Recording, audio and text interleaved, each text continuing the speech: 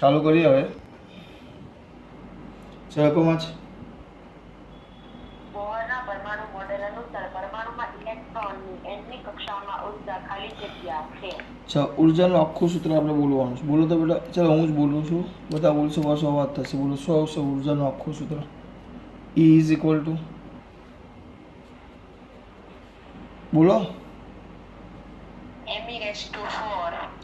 me raised to 4 by 8 epsilon 0 square h square, હવે અહીંયા સાઈડમાં z square by n square. બરાબર. આગળ શું આવશે?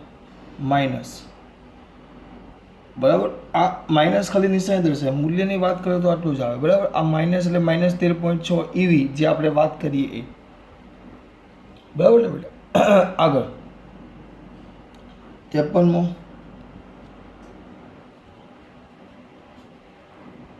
હાઇડ્રોજન પરમાણુમાં પ્રથમ ઉત્તેજિત અને દ્વિતીય ઉત્તેજિત અવસ્થામાંના ઇલેક્ટ્રોનની ઉર્જાનો ગુણોત્તર ખાલી જગ્યા થશે. જો એક શબ્દ વાપરો છે પ્રથમ ઉત્તેજિત, એક વાપરો છે પ્રથમ ઉત્તેજિત, એટલે આમાં મેન સમજવાનું છે n બરાબર 2 અને દ્વિતીય ઉત્તેજિત એટલે n બરાબર 3.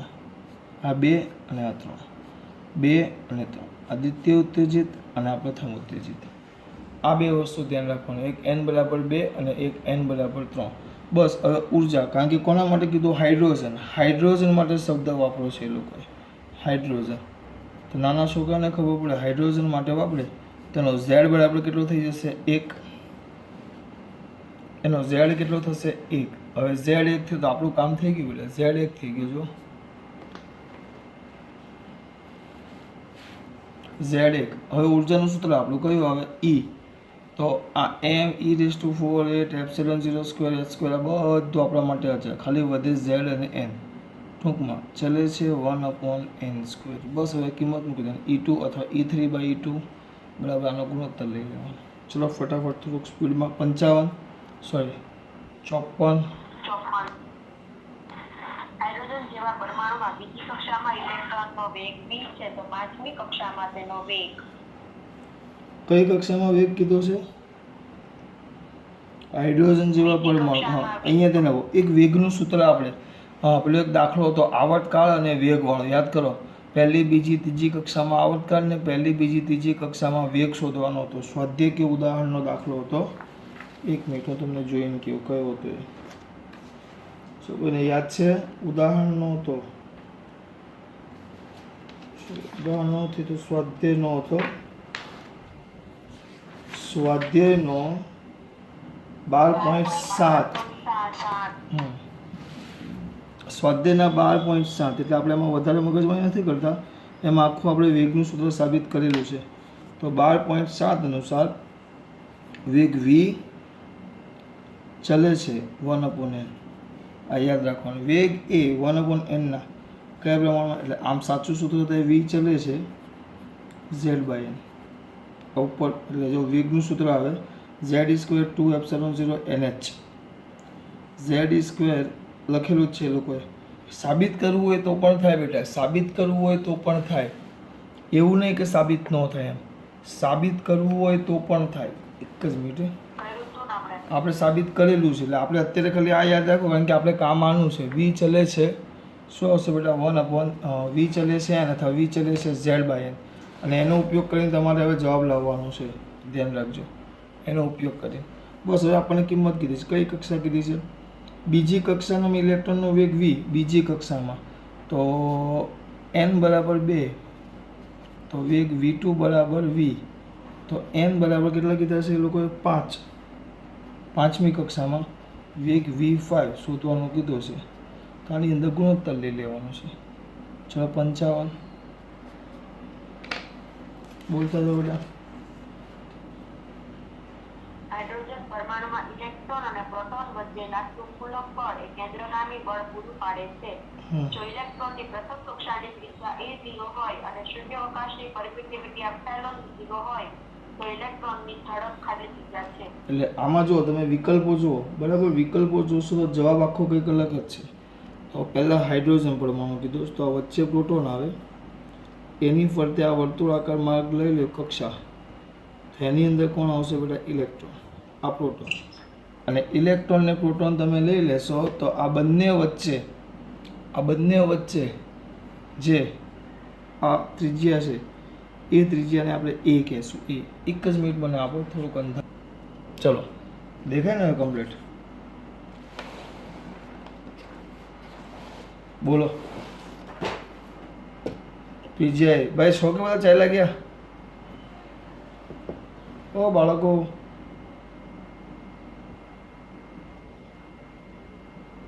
છે ભાઈ બધા? હલો,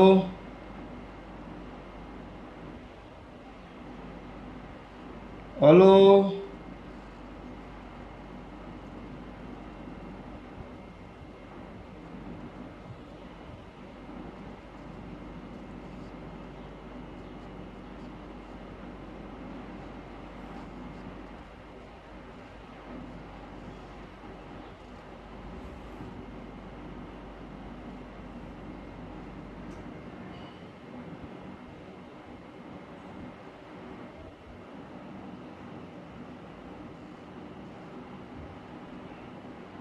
ચલો છો બધા? મારે નેટ ચાલુ ગયું,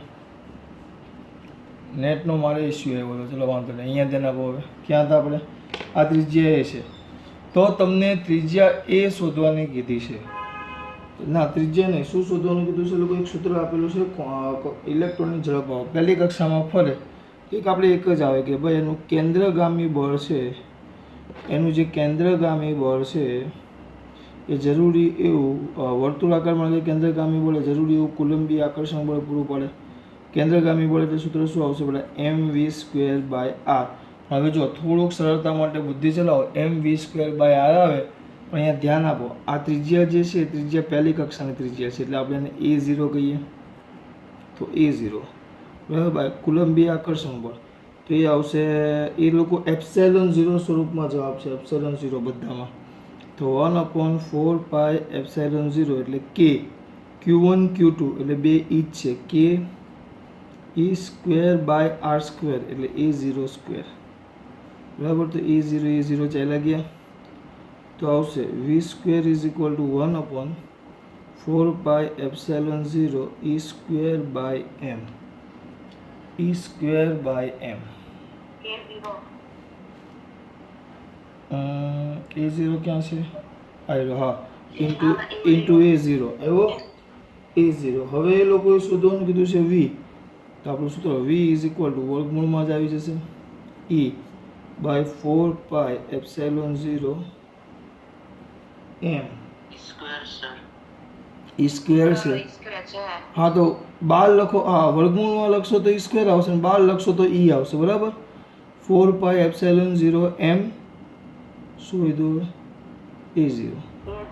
હવે જો તમારે 12 લખવું હોય તો આને આમ લખાય, 12 લખવું હોય તો તમારે e/2 પણ જો 12 કાઢવું હોય તો એ લોકોએ કાઢ્યો નથી, પણ તમારે 12 કાઢવું હોય 2 પણ, તો 2 હે, હા, તો ખાલી કેવું શું મને ખબર છે, ફોલ લખ્યું, પણ 2 બહાર કાઢો તો 2 પણ, કારણ કે 2 નો વર્ગ 4 થાય, તો 4πε0 m a0 એ કાઢી શકાય ને. જો આ 12 ના કાઢો તો અંદર લખો તો શું આવશે? 4, બરાબર. ત્યાર પછી બોલો ફટાફટ કયો નંબર આવે? 56. બોલો. હાઇડ્રોજન પરમાણુમાં Nv બોહર કક્ષામાં રહેલા ઇલેક્ટ્રોનનો કોણીય વેગ નીચેનામાંથી કોના સમપ્રમાણમાં હોય છે? ચલો, કોણીય વેગ એટલે જો બેટા, હવે એક વસ્તુ ધ્યાન આપજો, ડાયરેક્ટ, હા, આ 56મો છે તો આ 54મો v = 1/n આવ્યો, એટલે આ સૂત્ર વેગનું જો ત્રિજ્યા પૂછે, ત્રિજ્યા, તમારા દીકરા ત્રિજ્યાનું સૂત્ર શું આવે? બોલો. r r ચલે છે, તો બોલો, હા, n²/z. ઉર્જા પૂછે તો e ચલે છે, હા, ત્રિજ્યા, ઉર્જા, પછી ભાઈ હાજરી પૂરી નાખજો, 2 જણા, ત્રિજ્યા, ઉર્જા, પછી વેગ હમણાં જ ચલે એવું, v ચલે છે, z/n. આ તો સાબિત થાય, પણ દર વખતે પરીક્ષામાં થોડું સાબિત કરવા બેસે વેગ. હવે આવ્યું છે કોણીય વેગ. કયો વેગ બેટા? એ ચાલે છે કોણીય વેગ. કોણીય v વેગ. is equal to r omega. v is equal to r omega, પણ થિયરીમાં તમે સાબિત કરેલું છે v ઇઝ ઇક્વલ ટુ એમ કરવો હોય તોય ચાલે છે, પણ પૂરી બોલી એમ કરીએ. v ઇઝ ઇક્વલ ટુ તો આર ઓમેગા, તો omega is equal to v by r, બરાબર. પણ v ચલે છે શું છે? બે લખવું પડશે. જો હવે અહીંયા v પર ધ્યાન આપજો. v પર તમે કોના પર ધ્યાન આપજો? v પર. જો v પર ધ્યાન આપો, v પર, તો એક જ મિનિટ. v હવે અહીંયા ચલે છે લખી નાખું. ચલે છે કેમ? કારણ કે હું v નો સંબંધ અહીંયા ચલે છે એમાં લખા, તો v નો સંબંધ છે 1/n, બરાબર. અથવા 1/n નો લખવું હોય તો z/n, અને r નો સંબંધ છે n²/z, તો એનો સંબંધ છે n²/z. અહીંયા લખો ચલે છે લખી નાખ્યું છે અહીંયા મેં ચલે છે લખ્યું છે જુઓ.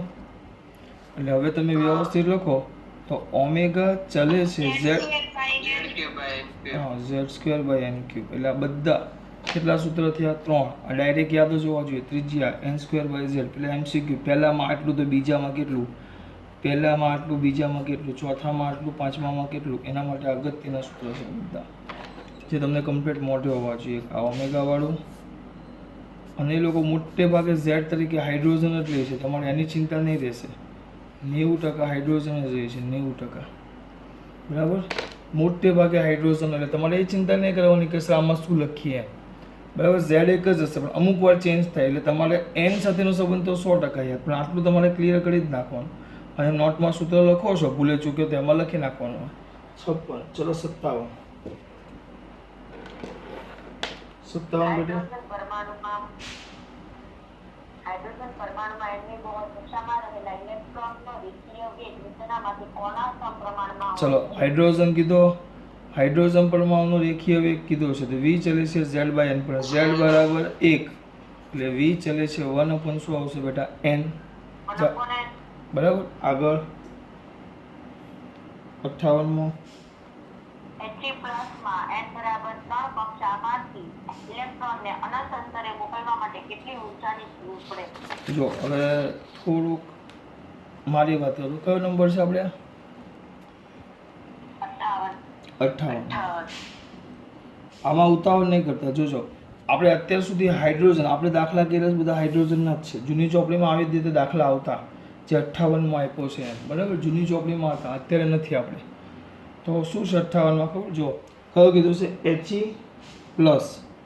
હવે He+ એટલે તમને ખબર પડી જોઈએ He+ કેમ કીધું છે લોકો? એક ઇલેક્ટ્રોન ગુમાવ્યો. હા, He+ છે, પ્લસ એટલે એક ઇલેક્ટ્રોન ગુમાવી નાખે. એટલે ખરેખર એની રચના જુઓ તો વચ્ચે આ ન્યુક્લિયસ, જ્યાં પ્રોટોન, અને એની ફરતે કક્ષામાં કોણ હશે બેટા? ઇલેક્ટ્રોન. આમ ઇલેક્ટ્રોન, એટલે એનામાં એક જ ઇલેક્ટ્રોન છે. એટલે આ હાઇડ્રોજન જેવો પદાર્થ થઈ ગયો. કોના જેવો બેટા? હાઇડ્રોજન જેવો જ. આગળ શું કીધું છે? ચલો કેવું માં ઇલેક્ટ્રોનને He+ માં n બરાબર 3 કક્ષામાંથી ઇલેક્ટ્રોનને અનંત અંતરે મોકલવા માટે. ચલો n બરાબર 3. ચલો He+ છે, તો He+ માટે z આવે 2, z આવે 2, અને n બરાબર કીધું છે 3. એટલે આ ઇલેક્ટ્રોન જે એક વધ્યો, એ એક ઇલેક્ટ્રોન ત્રીજી કક્ષામાં છે. જે એક ઇલેક્ટ્રોન વધ્યો એ કઈ કક્ષામાં છે? ત્રીજી કક્ષામાં. ધ્યાન આપજો, એક ઇલેક્ટ્રોન ત્રીજી કક્ષામાં છે. તો કઈ રીતને આ કિંમત મળી ગઈ? તો ઉર્જાનું સૂત્ર મૂકી દો E બરાબર -13.6. ફિક્સ જ છે, આ બદલાવાર નથી. 13.6. સૂત્ર શું આવશે આપણું? z²/n². તો કિંમત મૂકો તો -13.6 z² એટલે 4, z² એટલે 4 બાય n², n² 3/2 9, બરાબર 9. તો આનો જવાબ સમથિંગ કેટલો આવે છે બેટા? આપેલો છે -6.04 eV. આટલી ઉર્જા ત્રીજી કક્ષામાં છે. આ E3 ત્રીજી કક્ષાની વાત કરીએ આપણે. આટલી ઉર્જાની પાસે ત્રીજી કક્ષામાં છે. એટલે આમ ફટાફટ લખવાનું, અને એને પહોંચાડવાનું ક્યાં છે આપણે? અનંત કક્ષામાં. આ એની ત્રીજી કક્ષામાં છે. અને તમારે એને પહોંચાડવાનો છે અનંત કક્ષામાં. અનંત, મારે એને અનંત કક્ષામાં પહોંચવું. તો અનંત કક્ષામાં એની ઉર્જા ઈ ઇન્ફાઇનાઇટ એ 0 થઈ જાય. તો મારે આને 0 કરવી હોય તો કેટલી ઉર્જા આપવી પડે? પ્લસ 6.04. એટલી જ પ્લસ ઉર્જા 6.04 EV જેટલી ઉર્જા આપવી પડે. આગળ આ એકદમ સ્પીડમાં કરવાનું બેટા. આગળ પછી 59 બોલ. પરમાણુમાં n ની કક્ષામાં ભ્રમણ કરતા ઇલેક્ટ્રોનનું રેખીય વેગમાન p nh/2πr છે. હા જો ધ્યાન રાખજો અહીંયા ધ્યાન. કોણીય વેગમાન નથી આપ્યું. આપણી પાસે સૂત્ર કયા વેગમાનનું હતું? કોણીય વેગમાન. એટલે ઉતાવળ ન કરતા. જો તમને કોણીય વેગમાન કીધું હોત, કયું છે આ? 59. તો કોણીય વેગમાન થાય કોણીય વેગમાન L is equal two nh/2π. પણ આ રેખીય વેગમાન છે એટલે rp is equal two nh/2π. ને એના પરથી લખેલું છે p is equal two nh/2πr. કદાચ અમુકને એમ થાય કે ડાયરેક્ટ સૂત્ર ક્યાંથી આવ્યું, એના માટે બેટા. બરાબર, 2πr. ખબર પડે છે મારા દીકરાઓને? 2πr. આગળ જો ઇલેક્ટ્રોનના ભ્રમણની કક્ષાની ત્રિજ્યા r બરાબર 10 - 15 મીટર લઈએ તો ધરા સ્થિતિમાં રેખીય વેગમાન ખાલી જગ્યા કિલોગ્રામ મીટર પર સેકન્ડ હોય. એક મિનિટ પાછું બોલીશ બેટા. r બરાબર કેટલા કીધા?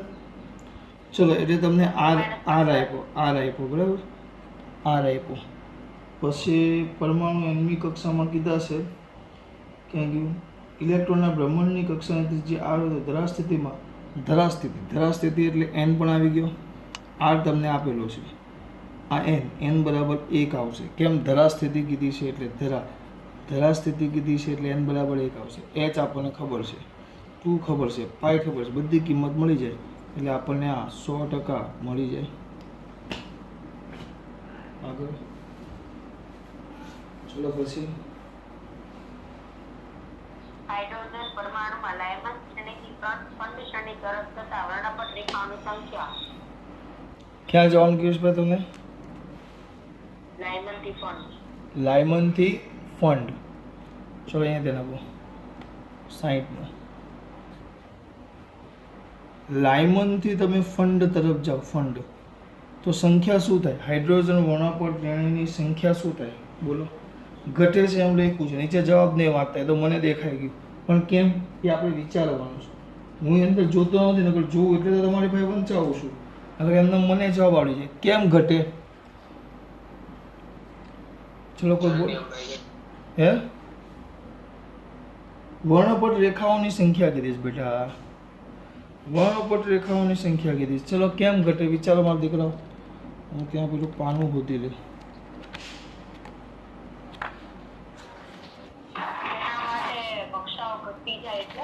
હા ચલો આપણું બ્રહ્માસ્ત્ર ક્યાં ગયો?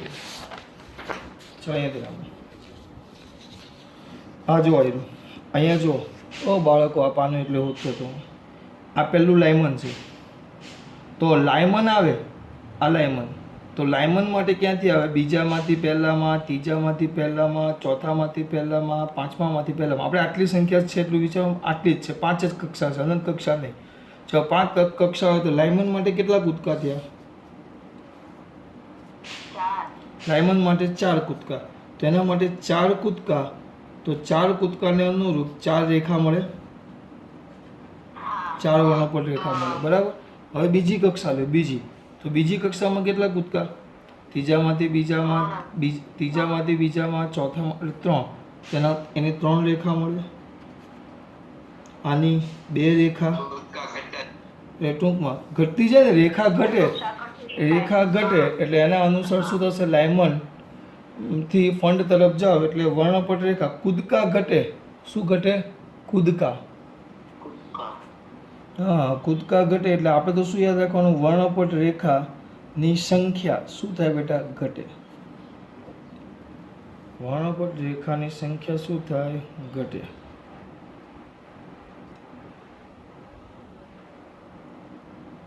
ચલો આગળ. પછી બોલો બેટા. કેમ આ વર્ણપટ રેખાઓની સંખ્યા આપી છે બેટા? કૂદકા હારે હું લેવા દેવા? કોણ બોલ્યું? કોનો સવાલ છે ભાઈ? સરવૈયું. અમારે સરવૈયું કે જો બેટા, એ તો હું તને કહું, વર્ણપટ રેખા કેમ મળે મને એમ કે પહેલાં ચાલ જો, વર્ણપટ રેખા કેમ મળે? સિમ્પલ વસ્તુ છે. વર્ણપટ રેખા મળવા પાછળનું કારણ શું? એટલે મને ક્લિયર કરો કે વર્ણપટ રેખા મળે કેવી રીતે? સર સિમ્પલ હોય. દાખલા તરીકે આ કક્ષા છે, આ લાયમન છે, તો હવે આપણો ઇલેક્ટ્રોન બીજી કક્ષામાંથી પહેલી કક્ષામાં કૂદકો મારે, તો એ જે કૂદકો મારે તો આ બંને વચ્ચે જે ઉર્જાનો ગેપ હોય, ઉર્જાનો ગેપ આ n બરાબર 1 કક્ષા છે. આ જે છે એ n બરાબર 1, 2, 3. તો જ્યારે બીજી કક્ષામાંથી પહેલી કક્ષામાં કૂદકો મારે તો એ કૂદકો મારે ને ત્યારે વિકિરણનું ઉત્સર્જન કરે, અને આ દરેક વિકિરણ માટે તમને વર્ણપટ રેખા મળે. તો આની અંદર કેટલા, જો આપણે 5 કક્ષા લઈએ, 5 કક્ષા, તો 5 કક્ષા લઈએ તો આની અંદર કેટલા કૂદકા શક્ય હતા? 1, 2, 3, 4. તો લાયમન માટે પહેલી કક્ષામાં આવવાનું, એટલે કેટલા કૂદકા શક્ય થયા? 4 કૂદકા. એટલે એના માટે 4 રેખા મળે, કારણ કે દરેક કૂદકાને અનુરૂપ વિકિરણ મળશે. 4 કૂદકા તો દરેક કૂદકાને અનુરૂપ વિકિરણ મળે. આને અનુરૂપ એ મળે, આમાં એ મળે, બધામાં. જ્યારે બામર એટલે કઈ કક્ષામાં આવવાનું? બીજી કક્ષામાં. તો બીજી કક્ષામાં તમે મેક્સિમમ કેટલા કૂદકા મારી શકો? 2 જ. બીજી કક્ષામાં તમે 5 કક્ષાઓ હોય તો કેટલા મળે? 3. ત્રીજામાંથી, ચોથામાંથી, પાંચમામાંથી. તો 3 કૂદકા મળે તો 3 વિકિરણ મુક્ત થાય. 1, 2 અને 3. અને 3 વિકિરણને અનુરૂપ 3 વર્ણપટ રેખા મળે, કારણ કે દરેક વિકિરણને અનુરૂપ 1 વર્ણપટ રેખા મળે. અને આમાં કેટલા કૂદકા થયા? 2. તો અહીંયા 2 વિકિરણ મુક્ત થાય, અને 2 વિકિરણ મુક્ત થાય એટલે એને અનુરૂપ 2 વર્ણપટ રેખા મળે. એટલે જો તમારે જેમ શું થઈ ગયા, લાયમનમાં કેટલા મળ્યા? 4. બામરમાં જાઓ તો 3. લાય બા પા ફંડમાં ગયો તો કેટલો કૂદકો થયો? 1 જ. હા, પણ આપણે તો અનંતમાંથી કીધું છે તમને, અનંતમાંથી. એટલે બધામાં 1 ઓછા, લાયમન કરતાં આમાં 3 ઓછા. એ રીતે આપણે અનંતને આપણે 5 કક્ષા દોરી છે, એટલે મેં તમને એના પરથી સમજાવ્યું. જેમ તમે આમ જતા જાઓ છો એમ કૂદકાની સંખ્યા ઘટતી જાય છે. કૂદકા ઓછા, જેટલા કૂદકા ઓછા એટલે સંક્રાંતિ. કૂદકા એટલે સંક્રાંતિ થાય કેમિસ્ટ્રીની ભાષામાં. સંક્રાંતિ કન્ટિન્યુ શું થતી જાય છે? ઘટતી જાય છે. તો સંક્રાંતિ ઘટે તો એને અનુરૂપ શું થશે? મુક્ત થતા વિકિરણો ઘટે, અને વિકિરણો ઘટે એટલે તરંગ લંબાઈ શું થવાની બેટા? ઘટવાની. એ રીતે. ચલો આગળ. 61. હાઇડ્રોજન પરમાણુનો ઇલેક્ટ્રોન તેની ધરાશયમાંથી ઉત્તેજિત અવસ્થામાં જાય ત્યારે અવાજ નહીં આવ્યો બેટા. હાઇડ્રોજન પરમાણુનો ઇલેક્ટ્રોન તેની ધરાશયમાંથી હાઇડ્રોજન પરમાણુ ઇલેક્ટ્રોન તેની ધરાસ્થિતિમાંથી ઉત્તેજિત અવસ્થામાં જાય. તો હું કઈ હું એટલું બધું ચલો આ કક્ષા તમને 61 માટે ઉપર જ જુઓ. આ પહેલી કક્ષા છે, બરાબર. હવે હાઇડ્રોજન કે એટલે મેં તમને કીધું આંકડા યાદ હોવા જોઈએ. 13.6 માઇનસ આવશે, -3.4 બીજી કક્ષામાં, -1.51. આ હાઇડ્રોજન માટેની ઉર્જા છે. બહુ બધા આંકડા, પણ આ જે ધરાસ્થિતિ કહેવાય, આ પહેલી તમારી ધરાસ્થિતિ કહેવાય. ધરાસ્થિતિમાંથી જેમ જેમ ઉત્તેજિત અવસ્થામાં જતા છે, ઉત્તેજિત અવસ્થા, ચલો પહેલામાં આ પહેલી ઉત્તેજિત અવસ્થા કહેવાય, આ બીજી ઉત્તેજિત અવસ્થા કહેવાય. જેમ ઉત્તેજિત અવસ્થામાં જતા જાવ દેખાય, નાના છોકરાને દેખાય કે જેમ ઉત્તેજિત અવસ્થામાં જતા જાય એમ ઉર્જા શું થતી જાય છે? માઇનસમાં ઘટે છે. માઇનસમાં ઘટે છે એટલે 2 આવે. માઇનસમાં ઘટે એટલે સ્થિતિ ઉર્જા શું થાય છે? વધે છે એમ કહેવાય. તો આમ જોવા જઈએ આની સ્થિતિ ઉર્જા શું થશે? વધે. સ્થિતિ ઉર્જા E વધે, સોરી E નહીં, શું કહેવાય એને? U વધે, અને ગતિ ઉર્જા K શું થશે? ઘટે. કારણ કે સ્થિતિ ઉર્જા વધે તો ગતિ ઉર્જા શું થાય? ઘટે. આગળ. વર્ણપટ રેખાની તરંગ લંબાઈ ખાલી જગ્યાના વ્યસ્ત પ્રમાણમાં છે. તરંગ લંબાઈ આપણે ભણી ગયા. કયો સવાલ છે ભાઈ? 62માં. હા, 62માં સૂત્ર આપણું શું હતું? ઉર્જા E is equal to hc by lambda. E is equal to hc by lambda. H અને C અચળ છે એટલે ઉર્જા E ચલે છે 1/લેમ્બડા. આગળ. તરંગ લંબાઈ ઉર્જાના વ્યસ્ત પ્રમાણમાં છે, અથવા બરાબર ઉર્જાના વ્યસ્ત પ્રમાણમાં. અને આપણે એ ભણી ગયા પાછું જો એ લોકો અહીંયા ડેલ્ટા લખ્યું. ડેલ્ટા કેમ લખવું એ પાછું કહી દઉં. આપણે આમ લઈએ તો અહીંયા ઇલેક્ટ્રોન મુક્ત થાય એવું તમે કહો તો યાદ હોવું જોઈએ પર દીકરાઓને. ઇલેક્ટ્રોન મુક્ત થાય એટલે આ કેટલા, આની ઉર્જા બોલો, આની ઉર્જા કેટલી હતી 13 પોઈન્ટ, એ હમણાં લખ્યું છે. આની ઉર્જા છે 13.6 માઇનસ આની માઇનસ 3.4, આની માઇનસ 1.51. શેમાં દીકરાઓ? હવે તમે ધ્યાનથી જોશો આ 1.51. હા કોઈ તરત બુદ્ધિ ચાલવી જોઈએ, આમ તો બુદ્ધિશાળી છે બધા. 13.6, 3.4, 1.51. આગળ વિપોલ 1 મિનિટ આવો બેટા મને. હવે જો ઉર્જા તરંગ લંબાઈ એટલે અહીંયાથી આ કૂદકો મારી ત્રીજી કક્ષામાંથી 10 મિનિટ બાકી બતાવ્યું છે, પતે એટલે પાછા તરત જોઈન્ટ થઈ જજો બરાબર. આ કૂદકો મારી સીધો અહીંયા આવી ગયો, કૂદકો મારી સીધો અહીંયા આવે તો આ બીજામાંથી પહેલી કક્ષામાં આવી ગયો બરાબર. તો અહીંયા વિકિરણનું ઉત્સર્જન કરે, પણ આ વિકિરણની ઉર્જા એ ખરેખર આ બીજી કક્ષા અને પહેલી કક્ષાની ઉર્જાના તફાવત જેટલું હોય. એટલે અહીંયા એ લોકોએ શબ્દ ડેલ્ટા વાપર્યો છે. એટલે ઉર્જાનો તફાવત પણ આપે ને, બે કક્ષાઓની ઉર્જાના તફાવતના સમપ્રમાણમાં, આ બંનેની ઉર્જાનો તફાવતના સમપ્રમાણમાં એવું શબ્દ પણ વાપરી શકે. હા જો એ જ છે, જો અંદર જો એ જ છે, મેં વાંચ્યું નથી, હું એમને જ ચાલુ થઈ જાઉં છું.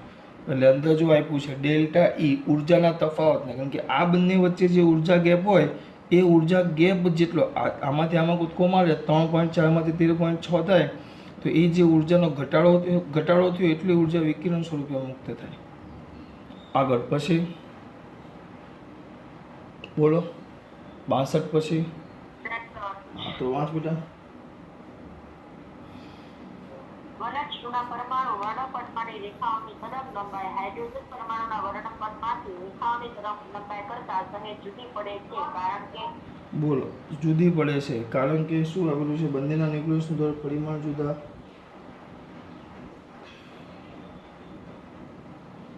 આગળ ચલો હાઇડ્રોજન ને બીજું કયું આપ્યું છે? ડ્યુટેરિયમ ને હાઇડ્રોજન આપેલું છે. જો બેટા ડ્યુટેરિયમ અને હાઇડ્રોજન, એક છે ડ્યુટેરિયમ, અહીંયા કિચડો નથી કરવો આપણે પાછળ. કોની વાત કરી છે? ડ્યુટેરિયમ. તો ડ્યુટેરિયમ પહેલાં હું છે ને વિચારું ડ્યુટેરિયમ ને હાઇડ્રોજન તો ફરક શું હોય? ફરક એક કંઈ જ ન હોય. અહીંયા ન્યુક્લિયસ લેવું તો એક અહીંયા પ્રોટોન હોય, એક પ્રોટોન હોય. કેમ કહેતા ને અત્યારે જોઈન્ટ થયો બેટા, એક પ્રોટોન હોય અને એક ન્યુટ્રોન હોય. એની ફરતે ઓકે ઇલેક્ટ્રોન હોય બેટા ડ્યુટેરિયમમાં. જ્યારે તમે હાઇડ્રોજનની વાત કરો, હાઇડ્રોજન તો હાઇડ્રોજનમાં પ્રોટોન હોય અને એની ફરતે કક્ષામાં આમ ઇલેક્ટ્રોન હોય.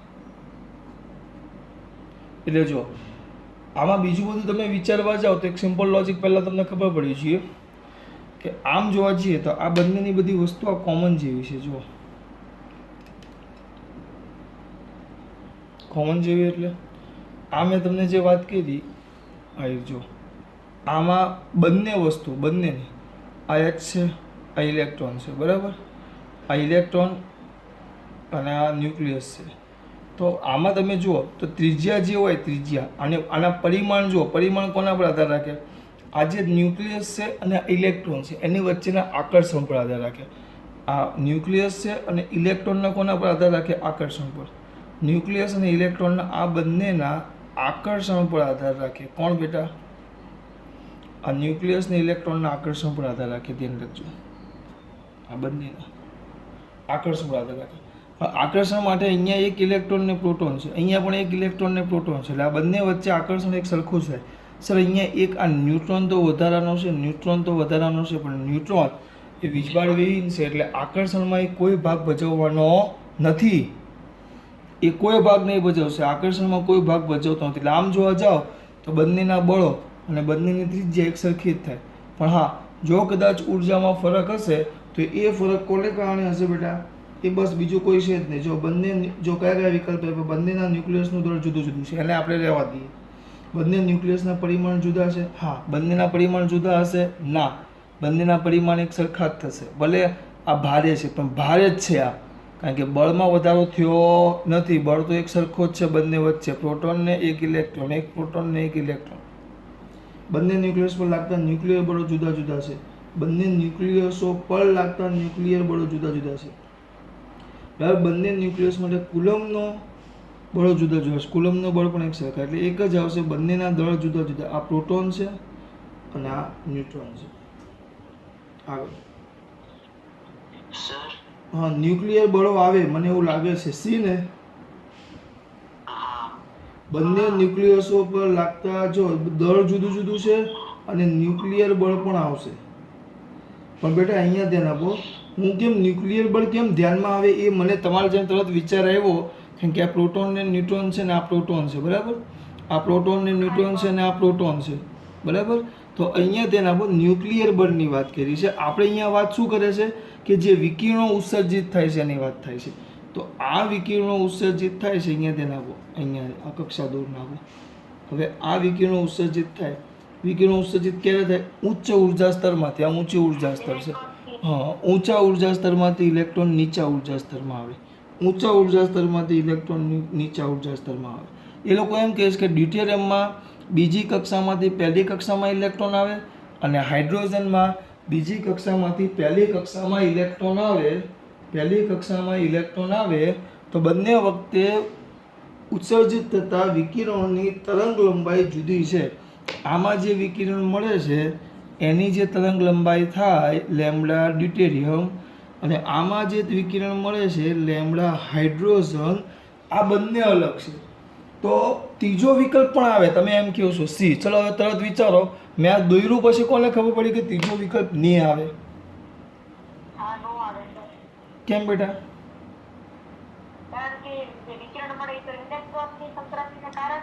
હા, વિકિરણ મળે ઇલેક્ટ્રોનની હા, બોલ આગળ બોલ.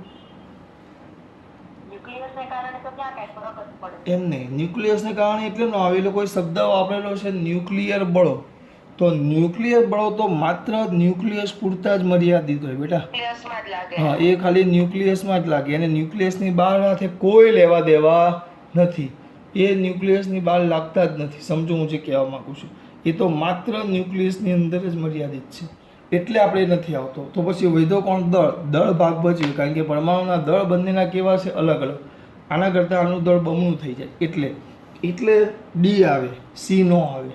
સોરી, એ આવે, સી ન આવે. સી ન આવે. મસ્ત, મજા આવી. ખબર પડી બેટા કેમ? ચલો આગળ. ના, બંધ નીચે તો કઈ વિચારવાનું આપ્યું નથી. આગળ ચલો. 64મો.